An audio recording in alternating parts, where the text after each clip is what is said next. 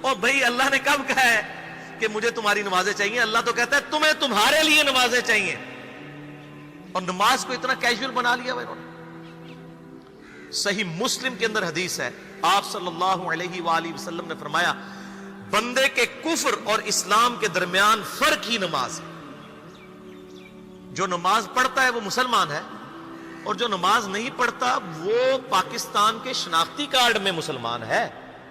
اللہ کی ڈیفینیشن میں وہ عملاً کافر ہے۔ صحیح مسلم انٹرنیشنل نمبرنگ کے مطابق 246 نمبر حدیث ہے، آپ جا کے پی ڈی ایف کھول لیں اسلام 360 میں جا کے 246 نمبر حدیث صحیح مسلم کتاب الایمان چیپٹر میں کھول کے دیکھ لیں کہ بندے کے کفر اور اسلام، شرک اور اسلام کے درمیان فرق ہی نماز ہے۔ آپ بے شک اپنے آپ کو مسلمان کلیم کرتے رہے، لیکن وہ شناختی کارڈ والا مسلمان ہے، نکاح طلاق والا مسلمان ہے، اس کا جنازہ بھی پڑھ دیا جائے گا، پیدا ہوگا اذان بھی دے دی جائے گی، اللہ کے حضور وہ مسلمان نہیں ہے، وہ بس کلمے کا ہی ہم احترام کرتے ہیں، ادروائز تو عملاً کافر ہے وہ۔ اسی طریقے سے جامعہ ترمذی میں حدیث ہے، سنن نسائی کے اندر حدیث ہے، سنن ابن ماجہ کے اندر حدیث ہے کہ آپ صلی اللہ علیہ وآلہ وسلم نے فرمایا جس نے نماز چھوڑ دی گویا اس نے کفر کیا۔ من ترک الصلاۃ متعمدا فقد کفر۔ اس سے زیادہ اور کیا سخت بات کی جائے کہ کسی کو یقین آئے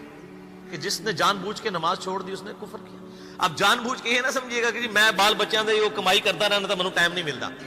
جان بوجھ کی ڈیفینیشن بھی نبی علیہ السلام نے بخاری اور مسلم میں موجود ہے کہ اگر کوئی شخص بے ہوش ہو جاتا ہے یا سویا رہ جاتا ہے، یہ دو آپشنز ہیں، یا تیسرا آپشن ہے وہ بھول جاتا ہے، تو جیسے یاد آئے اسی وقت وہ والی نماز پڑھ لے۔ لیکن جو شخص دنیا کو ٹاپ پرائورٹی مانتا ہے، اپنا آفس چھوڑنے کے لیے تیار نہیں، اپنا کلینک چھوڑنے کے لیے تیار نہیں ہے، اور اپنی دکان چھوڑنے کے لیے تیار نہیں ہے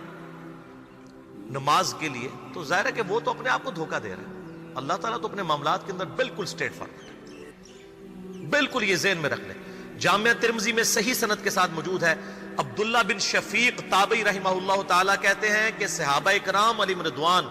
صرف نماز کے چھوڑنے کو ہی اعمال میں سے کفر سمجھتے تھے، یعنی وہ کسی کو نماز پڑھتا ہوا دیکھتے تھے تو کہتے تھے یہ مسلمان ہے، اور کسی کو نماز پڑھتا ہوا نہیں دیکھتے تھے تو وہ کہتے تھے یہ کافر ہے۔ یہ جامعہ ترمذی ہے، یہ کوئی سٹوری بک نہیں میں سنا رہا آپ کو۔ مسند احمد میں صحیح سند کے ساتھ حدیث ہے، نبی صلی اللہ علیہ وآلہ وسلم نے معاذ ابن جبل سے فرمایا معاذ اللہ کے ساتھ کسی کو شریک نہ ٹھہرانا، خواہ تمہارے ٹکڑے ٹکڑے کر دیے جائیں، تمہیں سولی پہ چڑھا دیا جائے، تمہیں آگ میں جلا دیا جائے، اللہ کے ساتھ کسی کو شریک نہ ٹھہرانا، اور معاذ نماز بھی نہ چھوڑنا، کیونکہ